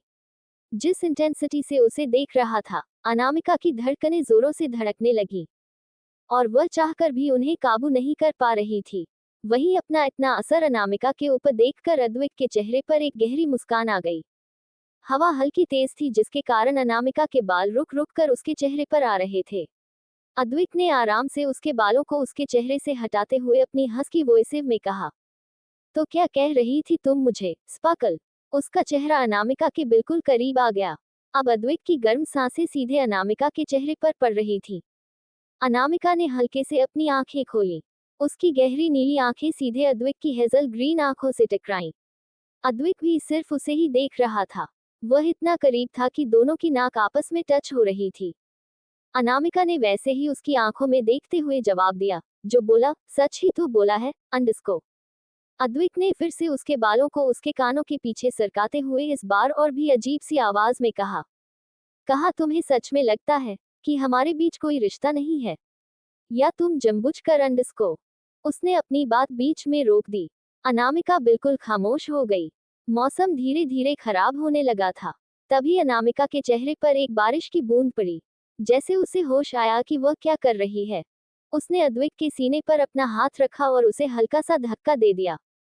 अद्वैत के भाव तुरंत बदल गए। वहीं अनामिका ने अब गुस्से से चिल्लाते हुए कहा, हाँ सही कहा मैंने, कोई रिश्ता नहीं है हमारा, न कभी होगा, समझे आप, इसलिए मेरे करीब आना, ये प्यार का नाटक बंद करिए अंडस्को। वह गुस्से से खड़ी खड़ी कांप रही थी। ये बातें ये करीबी बहुत ट्रिगर कर रही थी बार बार, जो उसकी बर्दाश्त के बाहर हो रहा था। वहीं उसकी यह जवाब सुनकर अद्वैत के भाव अचानक से बदल गए। उसकी आंखें धीरे धीरे डार्क होने लगी। तभी जोरदार बारिश शुरू हो गई। बारिश का पानी उन दोनों को भी भिगो रही थी। जहां अनामिका गुस्से से गहरी सांसें ले रही थी, वहीं अद्वैत बिल्कुल शांत खड़ा उसे ही एकटक देख रहा था। लेकिन ये शांति किसी और ही इशारे की तरह लग रही थी। तभी अद्वैत उससे 2 कदम पीछे हटा और अचानक से जोर जोर से हंसने लगा। उसकी हंसी नॉर्मल नहीं थी, वह बहुत अजीब तरीके से हंस रहा था, जैसे अनामिका की बात उसके लिए महज एक मजाक हो और कुछ नहीं। अनामिका उसे अपनी खाली आंखों से एकटक देखने लगी। उसके चेहरे पर कोई भाव नहीं था, लेकिन उसकी धड़कनें शोर मचा रही थी। वहीं अद्वैत हंसते हंसते अचानक रुक गया।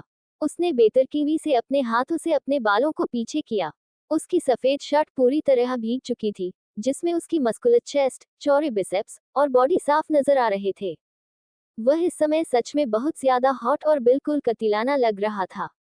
बारिश बहुत तेज हो चुकी थी। तभी वो एक झटके में वह अनामिका के पास आया और उसके कंधे को पकड़ते हुए कहा, तुमने मुझे समझ क्या रखा है? और क्या कहा तुमने? नाटक कर रहा हूं मैं। रॉन्ग स्पार्कल अंडस्को, तुम्हारी हिम्मत कैसे हुई मेरे जज्बातों को नाटक कहने की? उसने अपनी पाकर उसके कंधों पर काश दी। पाकर बहुत तेज थी, लेकिन अनामिका को देखकर लग रहा था जैसे उसे कोई फर्क ही नहीं पड़ रहा हो। उसने अपनी लाल आंखों से अद्वैत की आंखों में देखते हुए गुस्से से कहा, तो क्या गलत कहा मैंने? नाटक ही कर रहे हैं आप। जब से आप मुझे मिले हैं, ये जो घटिया हरकतें आप कर रहे हैं, मैंने पहले भी कहा था मुझसे दूर रहे, लेकिन नहीं। अरे आपके जैसे इंसान पता नहीं कितनी लड़कियों के साथ सो अंडस्को। वो कहते कहते रुकी। वही उसकी बात सुन अद्वैत की आंखें बिल्कुल ब्लड शॉट रेड हो गई थी। उसके माथे की नसें उभर आई थी। आंखों में एक अजीब सा दर्द उभर आया। अनामिका ने गुस्से में सीधे उसके कैरेक्टर पर उंगली उठाई थी। उन दोनों के बीच गहरा सन्नाटा पसर गया। अद्वैत ने बेहद धीमी आवाज में उसकी आंखों में देखते हुए कहा, क्या कहा तुमने अंडस्को? अगर मैं तुम्हारे पास आ रहा हूँ, तो मैं कैरेक्टरलेस हो गया? अगर मेरी बातें, मेरा तुम्हारे करीब आना, मेरा टच तुम्हें इतना ही बुरा लगता तो मार देती मुझे तुम, मैं नहीं रोकता तुम्हें अंडस्को। अनामिका के एक्सप्रेशन हल्के बदले। एक पल खामोशी के बाद अद्वैत ने अनामिका के सर से अपना सर जोड़ते हुए कहा, बेहद गहराई से कहा, स्पार्कल अंडस्को, मैंने आज तक तुम्हारे अलावा कभी किसी को नजर उठाकर नहीं देखा। आई एम नॉट मैन हो। यू वर्ड्स हर्ट, दिल टूटना मी स्पार्कल अंडस्को। अनामिका चुपचाप उसकी आंखों में देखने लगी। एक सच्चाई थी उसकी आंखों में, ये वो अच्छे से देख सकती थी। जो वो कह रहा है वो सच है अंडस्को। अनामिका की सांसें हल्की तेज थी। तभी अद्वैत ने उसकी आंखों में गहराई से देखते हुए कहा, तुमने सोच भी कैसे लिया स्पार्कल कि तुम्हारा मुझसे कोई रिश्ता नहीं है? अंडस्को, रिश्ता है हमारे बीच। बहुत गहरा रिश्ता है अंडस्को, जिसे तुम भूली हो मैं नहीं। अंडस्को, और तुम्हें क्या लगता है मैं तुम्हारा पीछा छोड़ दूंगा? No underscore Sparkle, you are wrong. इसके आगे की बात सुनकर अनामिका की सांसें तेज हो गई। वो हैरानी से अद्वैत को देखने लगी। बारिश जोरों पर थी। वही अद्वैत और अनामिका एक दूसरे की आंखों में देख रहे थे। बारिश उन दोनों को पूरी तरह से भिगो रही थी।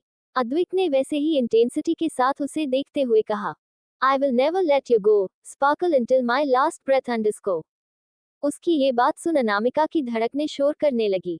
जिस गहराई और सच्चाई के साथ अद्वैत ने ये बात उसकी आंखों में देखकर कही थी, न चाहते हुए भी ये शब्द उसकी रूह के किसी बंद दरवाजे को तोड़ने की साजिश पर उतर आए थे। अद्वैत ने जब उसके धड़कनों का शोर सुना तो उसके होठों पर एक गहरी मुस्कुराहट आ गई। उसने वैसे ही मुस्कुराते हुए कहा, सी स्पार्कल, तुम्हारी धड़कने मेरी करीबी को महसूस करके बगावत पर उतर आई है।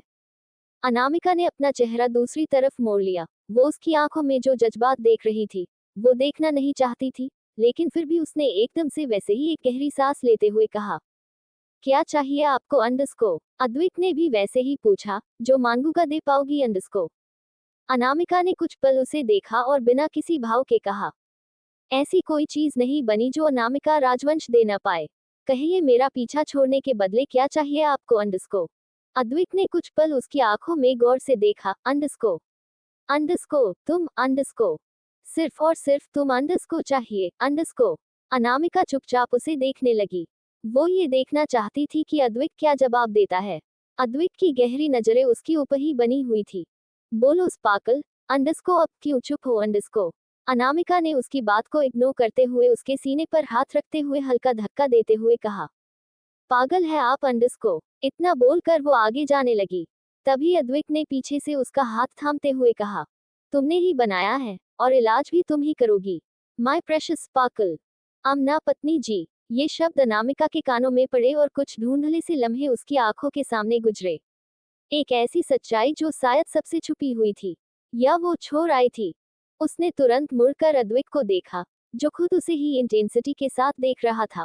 उसके होठों पर एक तिरछी मुस्कुराहट थी, जैसे उसे पता हो कि वो क्या कह रहा है। क्या हुआ, कुछ याद आ गया अंडस्को। नहीं अंडस्को, गलतियां याद नहीं की जाती, भुलाई जाती है अंडस्को। अनामिका ने बिना किसी भाव के कहा और उसका हाथ झटक दिया। उसकी बात सुन अद्विक के चेहरे पर की गहरी मुस्कुराहट आ गई। उसने थोड़ी तेज आवाज में कहा, कुछ गलतियां हकीकत बन जाती है अंडस्को, जो कभी पीछा नहीं छोड़ती अंडस्को। वो उसके पीछे आकर रुका और उसके कंधे पर झुकते हुए हस्की वॉइस में कहा, माय स्पार्कल अंडस्को। और इसी के साथ उसने झुककर उसके कानों पर बेहद सरगोशी के साथ अपने होठों से छुआ अंडस्को। अनामिका के पूरे शरीर में एक सिरहन सी दौड़ गई। उसके हाथ हल्के कांपे पर शब्द जैसे गले में अटके से रह गए। तभी अद्विक ने एकदम से उसे गोद में उठाया। अनामिका का हाथ अनायास ही उसके गले पर आ गए। अद्विक ने एक पल उसे देखा और गाड़ी की तरह ले जाने लगा। उसने एक हाथ से पैसेंजर सीट का दरवाजा खोला और आहिस्ते से अनामिका को बैठाया। इस दौरान वो उसके बेहद करीब था। अनामिका एक तक उसे देख रही थी। तभी एकदम से अद्विक ने नजरें उठाकर उसकी तरफ देखा।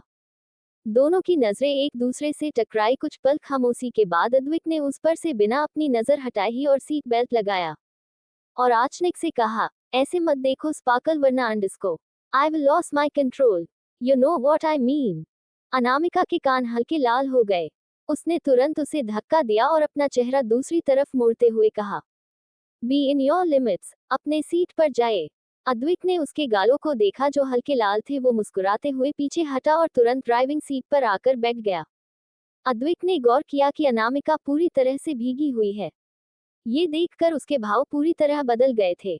अब उसके चेहरे पर चिंता के भाव आ गए कि कहीं वो बीमार न पड़ जाए। उसने बिना कुछ बोले तुरंत सी ऑफ किया और तापमान को सामान्य से थोड़ा बढ़ा दिया ताकि अनामिका को ठंड न लगे।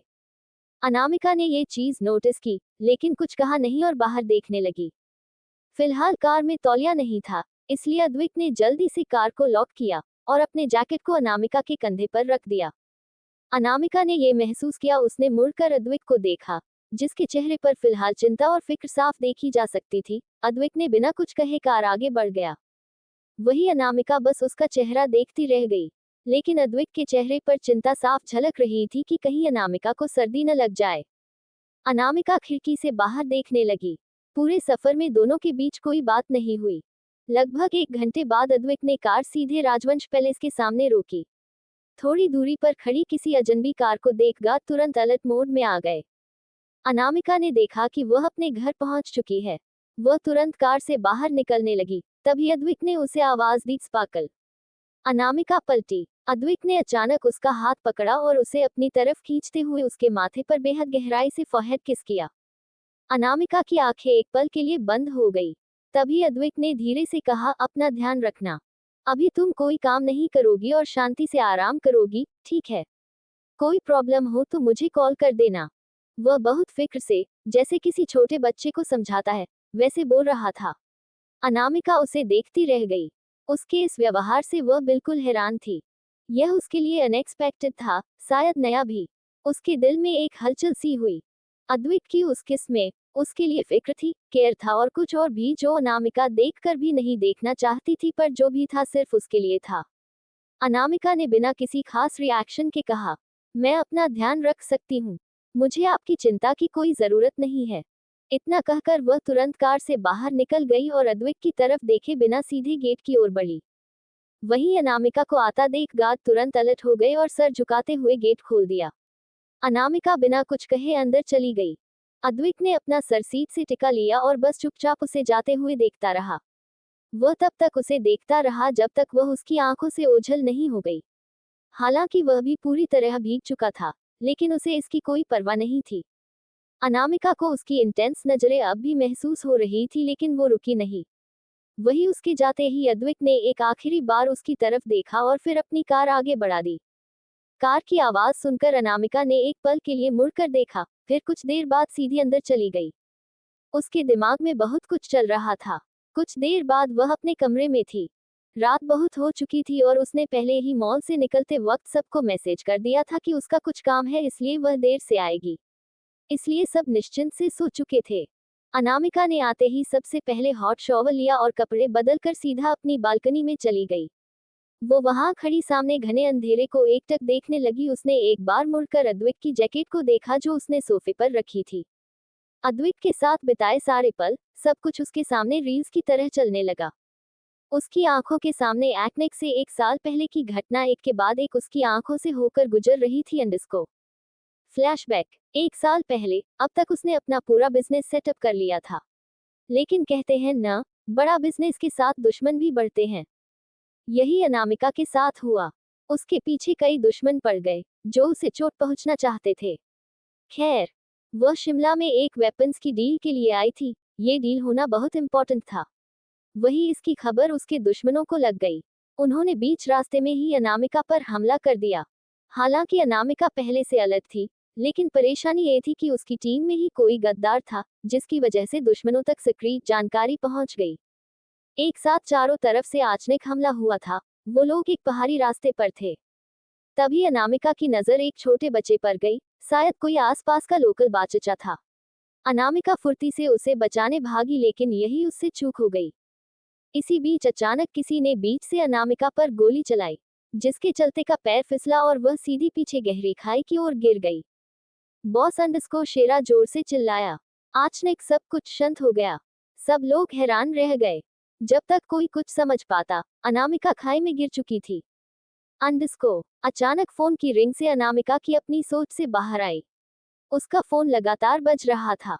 उसने एक गहरी सांस ली और फोन की स्क्रीन पर एक नाम देखकर उसके भाव बदल गए। ये शेरा का कॉल था। अनामिका ने तुरंत कॉल रिसीव किया। दूसरी तरफ से शेरा ने कुछ कहा, जिससे अनामिका का चेहरा बिल्कुल बदल गया। उसके आसपास का ऑरा डार्क हो गया। अब वह ध्यान से उसकी बातें सुनने लगी। अगले ही पल उसने कॉल कट किया और कुछ देर रुककर सीधा अंदर गई। उसने अपना लैपटॉप निकाला और उस पर कुछ करने लगी। कुछ ही देर में स्क्रीन पर हॉस्पिटल की लाइव सीसीटीवी फुटेज खुल गई, जहां कियारा एडमिट थी। वो वहां के हर एक मोमेंट को गौर से देखने लगी। दूसरी तरफ कल्याणी हॉस्पिटल, सीता जी और राजेंद्र जी वहीं मौजूद थे। लेकिन सुबह से सीता जी ने कुछ खाया नहीं था, इसलिए राजेंद्र जी उन्हें कुछ देर के लिए दूसरे वार्ड में ले गए ताकि वह आराम कर सके और कुछ खा पी सके और आराम कर सके। इधर कॉरिडोर में गहरा सन्नाटा पसरा था। वहां फिलहाल 2 पुलिस कांस्टेबल पहरा दे रहे थे। तभी एक कांस्टेबल थोड़ी दूरी पर गया। वह अभी मुड़ा ही था कि किसी ने पीछे से उसका मुंह दबाया और रुमाल रख दिया। वो कांस्टेबल कुछ पर चटपटाया और अगले ही पल तुरंत बेहोश होकर गिर पड़ा। तभी अंधेरे से एक शख्स बाहर आया। उसने डॉक्टर की यूनिफॉर्म पहनी हुई थी और चेहरे पर मास्क लगाया हुआ था। पहचानना मुश्किल था कि वह कौन है। उसने इधर उधर अपनी नजरें दौड़ाई। कुछ पल आसपास का जायजा लेने के बाद उसने एक नजर कैमरे को देखा, जो उसके हिसाब से उसने बंद कर दिया था, इसलिए वो कैमरे को देखकर मुस्कुराते हुए आगे बढ़ गया। वही उसकी इस हरकत पर अनामिका, जो उसे ही देख रही थी, उसके चेहरे पर टी मुस्कुराहट आ गई, क्योंकि सारे कैमरे उसने पहले ही हैक कर लिए थे। उसने स्क्रीन की तरफ देखते हुए कहा, पानी में रह कर मगमाग से बैर नहीं करना चाहिए। TCH अंडरस्को wrong move अंडरस्को। उसकी गहरी नीली आंखें अजीब तरह से उस शख्स के हर एक मूवमेंट को नोटिस कर रही थी। वही वो शख्स आगे बढ़ा कि तभी दूसरे कांस्टेबल ने उसका रास्ता रोका और उसे घूरते हुए कहा, रुकिए, आप कौन?